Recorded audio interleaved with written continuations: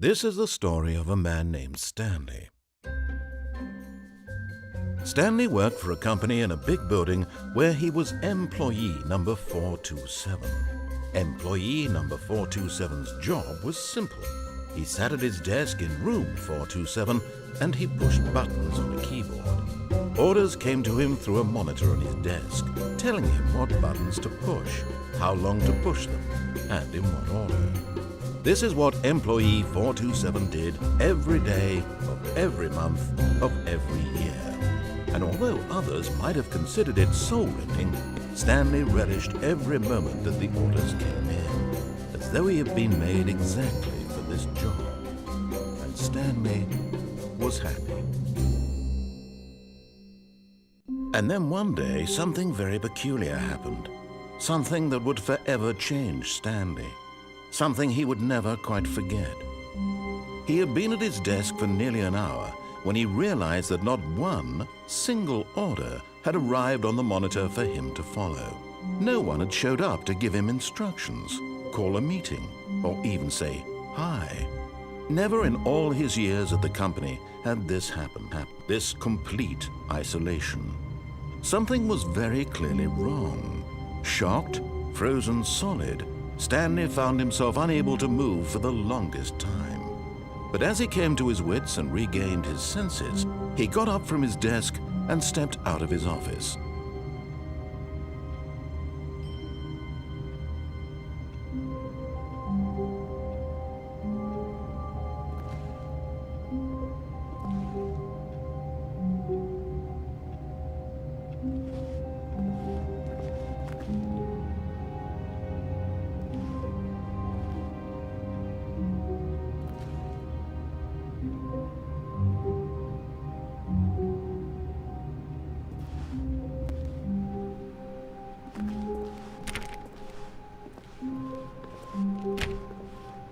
All of his co-workers were gone.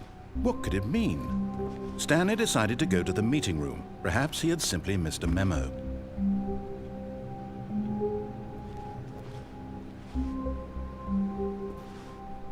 No matter how hard Stanley looked, he couldn't find a trace of his co-workers.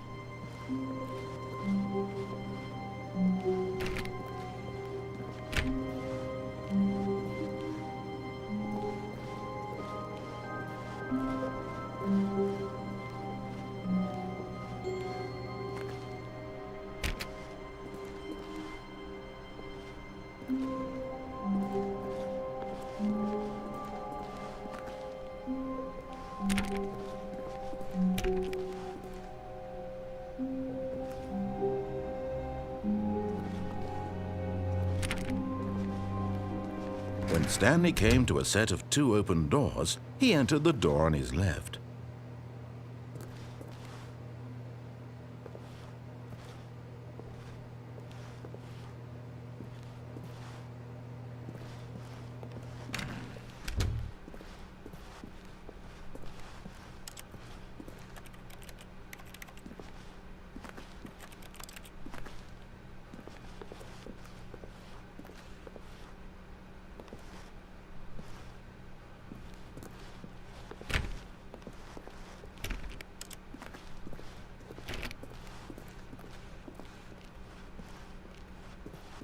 Yet there was not a single person here either.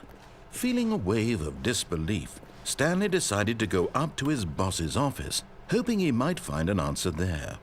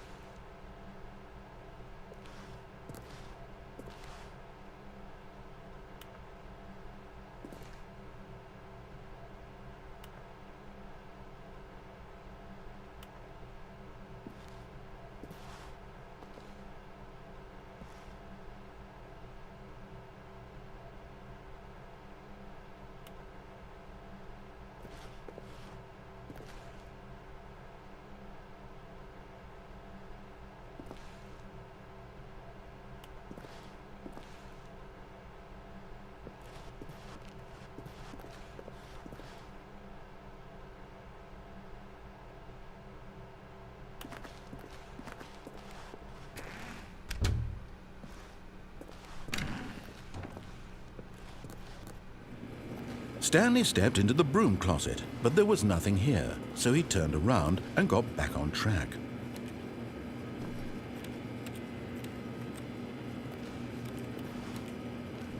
There was nothing here. No choice to make, no path to follow, just an empty broom closet. No reason to still be here.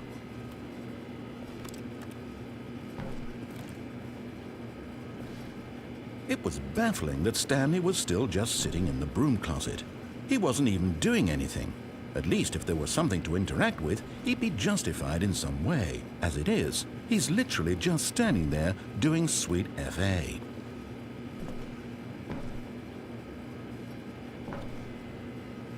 Are you really still in the broom closet? Standing around doing nothing? Why? Please offer me some explanation here. I'm genuinely confused.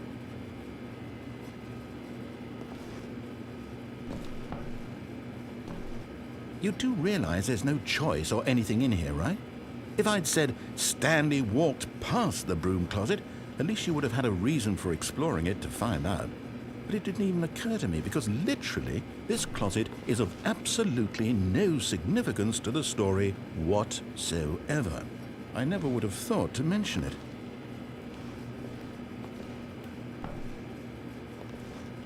Maybe to you this is somehow its own branching path. Maybe when you go talk about this with your friend, you'll say, "Oh, did you get the broom closet ending? The broom closet ending was my favorite." I hope your friends find this concerning.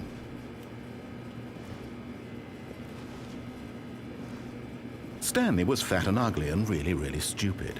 He probably only got the job because of a family connection. That's how stupid he is. That or with drug money. Also, Stanley is addicted to drugs and hookers. Well, I've come to a very definite conclusion about what's going on right now. You're dead. You got to this broom closet, explored it a bit, and were just about to leave because there's nothing here, when a physical malady of some sort shut down your central nervous system and you collapsed on the keyboard. Well, in a situation like this, the responsible thing is to alert someone nearby so as to ensure that your body is taken care of before it begins to decompose. Hello? Anyone who happens to be nearby? The person at this computer is dead. He or she has fallen prey to any number of your countless human physiological vulnerabilities. It's indicative of the long-term sustainability of your species. Please remove their corpse from the area and instruct another human to take their place at the computer, making sure they understand basic first-person video game mechanics and filling them in on the history of narrative tropes in video gaming, so that the irony and insightful commentary of this game is not lost on them. All right, when you've done that, just step out into the hallway.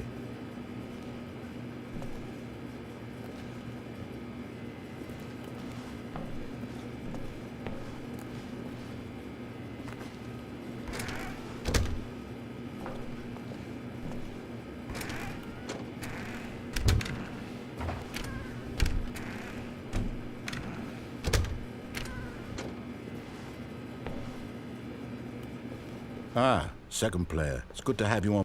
You too? Unbelievable. I'm at the mercy of an entire species of invalids. Perhaps there's a monkey nearby you can hand the controls to. A fish? Fungus? Look, you can hammer out the details. I'm not particularly picky. I'll just be waiting for when you're ready to pick up the story again.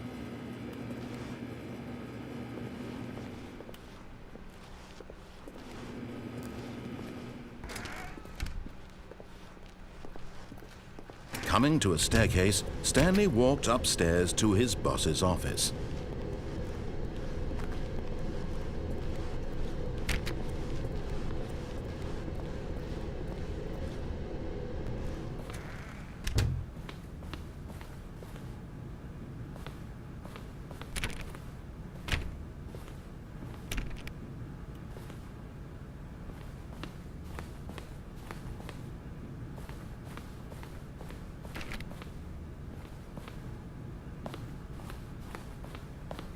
Stepping into his manager's office, Stanley was once again stunned to discover not an indication of any human life.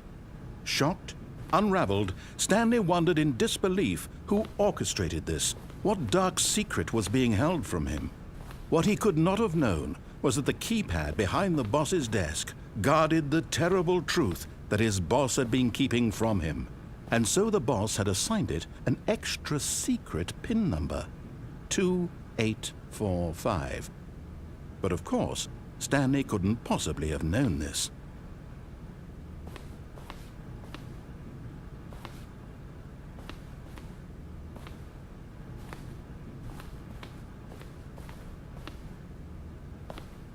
Stanley just sat around twiddling his thumbs. Trying to input anything on the device was useless, since he could never possibly know that the combination was 2845.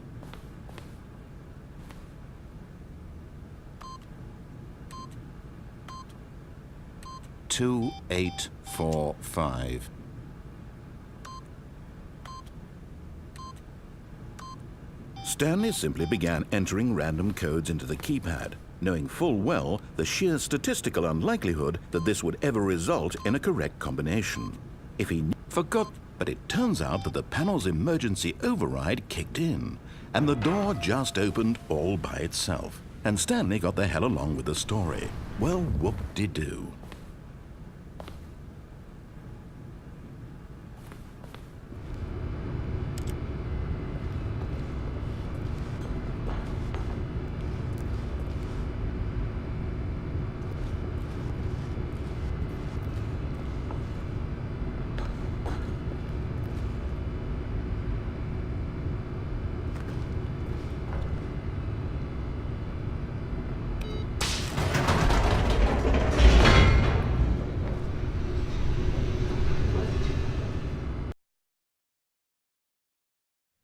Descending deeper into the building, Stanley realized he felt a bit peculiar.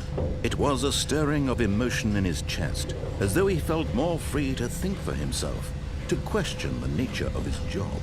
Why did he feel this now, when for years it had never occurred to him? This question would not go unanswered for long.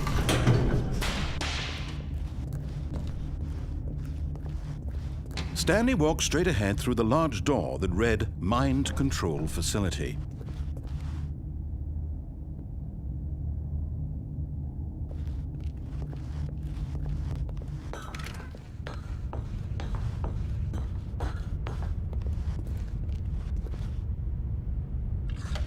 The lights rose on an enormous room packed with television screens. What horrible secret did this place hold? Stanley thought to himself. Did he have the strength to find out?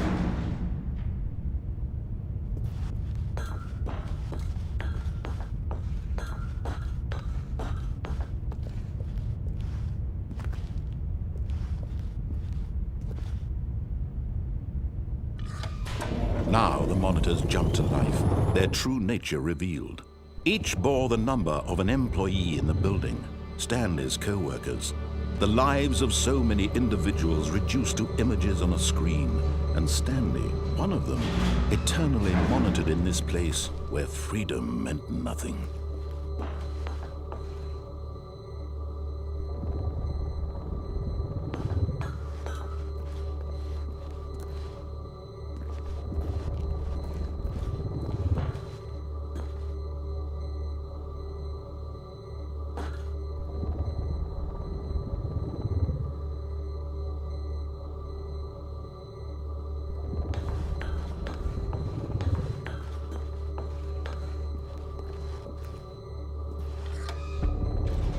This mind control facility, it was too horrible to believe. It couldn't be true.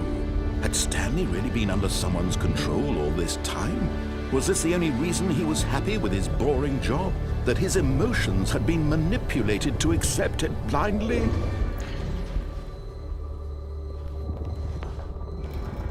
No, he refused to believe it. He couldn't accept it. His own life in someone else's control? Never! It was unthinkable, wasn't it? Was it even possible? Had he truly spent his entire life utterly blind to the world? But here was the proof, the heart of the operation. Controls labeled with emotions, happy or sad or content. Walking, eating, working, all of it monitored and commanded from this very place. And as the cold reality of his past began to sink in, Stanley decided that this machinery would never again exert its terrible power over another human life. For he would dismantle the controls once and for all.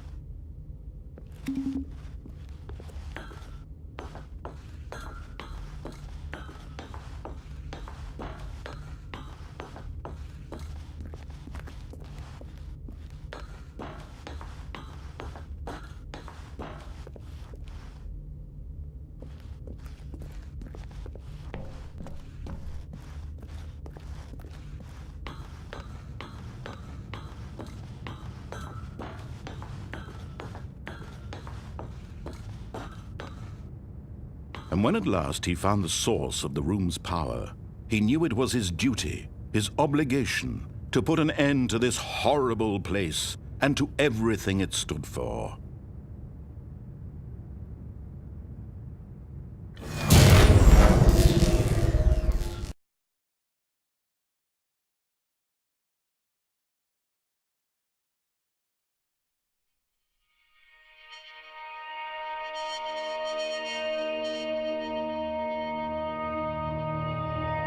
Blackness, and a rising chill of uncertainty. Was it over? Yes! He had won! He had defeated the machine, unshackled himself from someone else's command. Freedom was mere moments away. And yet, even as the immense door slowly opened, Stanley reflected on how many puzzles still lay unsolved. Where had his co-workers gone? How had he been freed from the machine's grasp? What other mysteries did this strange building hold? But as sunlight streamed into the chamber, he realized none of this mattered to him, for it was not knowledge or even power that he had been seeking, but happiness. Perhaps his goal had not been to understand, but to let go.